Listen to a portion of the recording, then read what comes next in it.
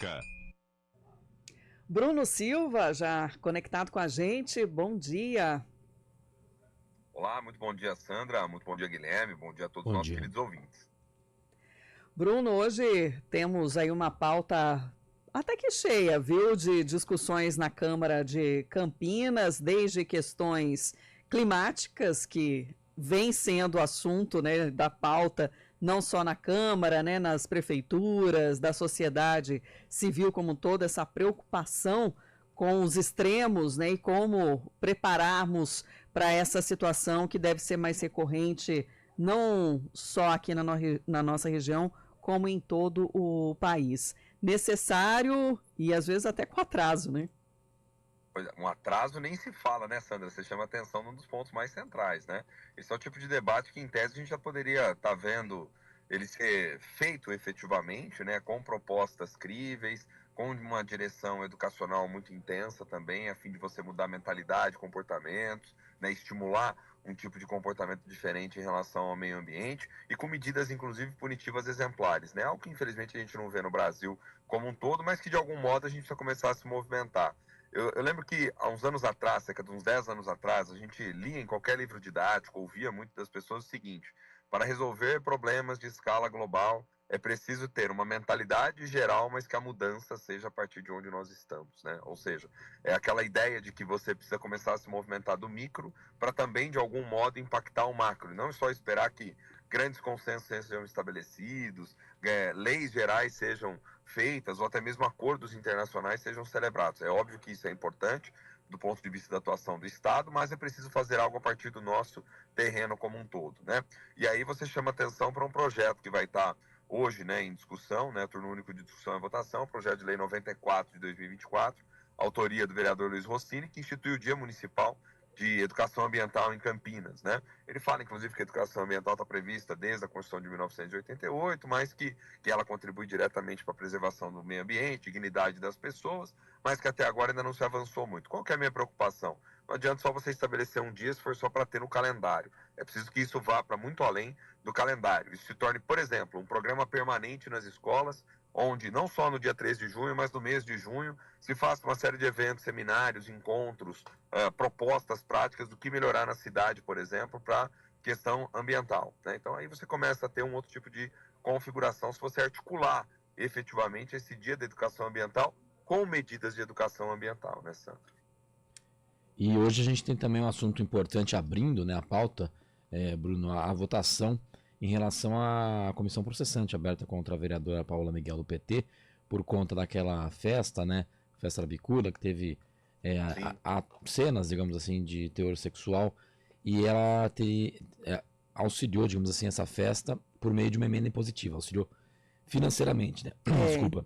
E o relatório, no caso da comissão processante, já indicava que não havia nenhum indício, né, que comprovasse a relação aí de causa mesmo em relação à conduta do que aconteceu no evento com a vereadora, né? Mesmo assim, existe aí a insistência, né, nesse pedido de aprovação ou não.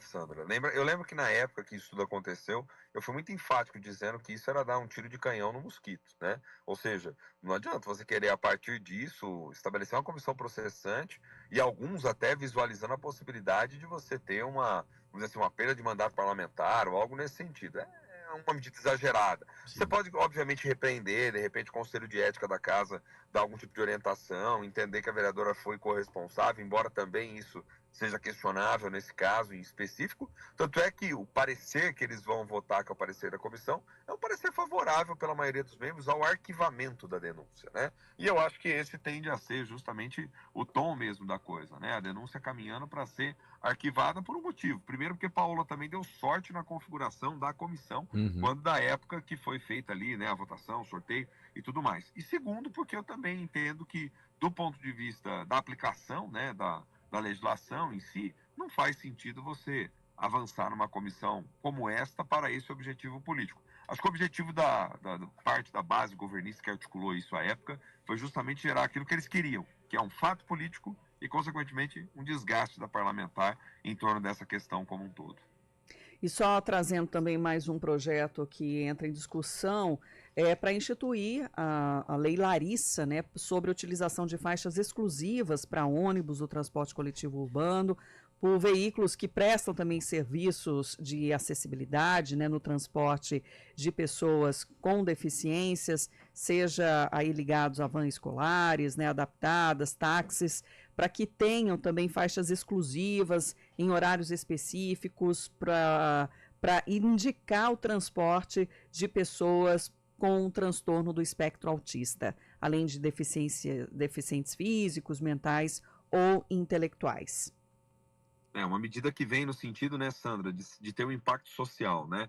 Eu falo sempre sobre isso. Os vereadores, de maneira geral, optam e preferem legislativamente medidas que tenham impacto ou que tenham um apelo social, porque isso gera visibilidade, isso gera, de alguma forma, um fato político que canaliza a atenção dos cidadãos, né, da imprensa, de todos do município, para aquilo que está acontecendo dentro do âmbito do poder legislativo. E essa é mais uma medida.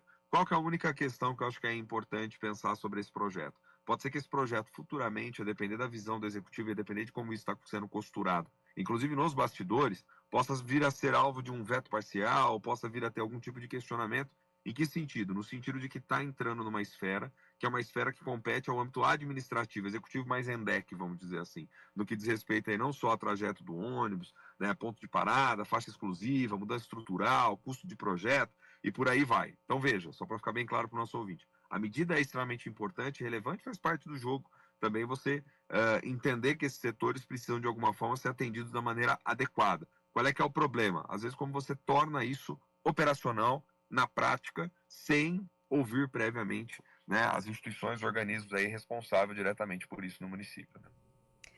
Bruno, por hoje, começando só a semana aí esquentando para trazer mais informações também ao longo desta semana.